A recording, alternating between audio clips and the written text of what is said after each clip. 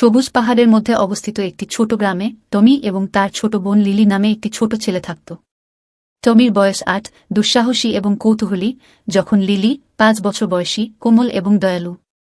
তারা মাঠ অন্বেষণ, গাছে আরোহণ এবং ঝকঝকে নদীর ধারে খেলা করে তাদের দিনগুলি কাটিয়েছে।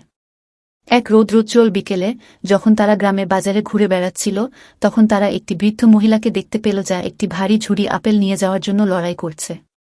টমি তাদের দুঃসাহসিক কাজ চালিয়ে যেতে আগ্রহী, দ্বিতীয় চিন্তা ছাড়াই তার পাশ দিয়ে চলে গেল। কিন্তু লিলি, মহিলার সংগ্রাম লক্ষ্য করে, টমির হাতা টান। টমি, আমাদের তাকে সাহায্য করা উচিত, লিলি বলল, তার চোখ উদ্বিগ্ন।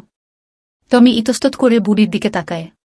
তিনি দীর্ঘশ্বাস ফেললেন কিন্তু সম্মত হলেন, বুঝতে পারলেন যে লিলি ঠিক ছিল। একসাথে তারা মহিলার কাছে গেল।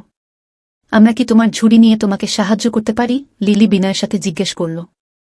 বুড়ির মুখ উষ্ণ হাসিতে জ্বলজ্বল করে উঠল। ওহ, ধন্যবাদ, প্রিয় বাচ্চারা। এটা চমৎকার হবে।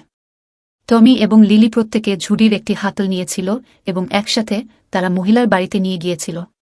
তিনি তাদের প্রচুর ধন্যবাদ জানালেন এবং কৃতজ্ঞতার চিহ্ন হিসাবে তাদের একটি ছোট ব্যাগ তাজা আপেল দিলেন। মিষ্টি ফল খেতে খেতে তারা বাড়ি ফিরে যাওয়ার সময় টমি তার বোনের দিকে ফিরে গেল। আপনি জানেন লিলি, আমি খুশি যে আমরা তাকে সাহায্য করেছি। কিছু একটা করতে পেরে ভালো লাগলো।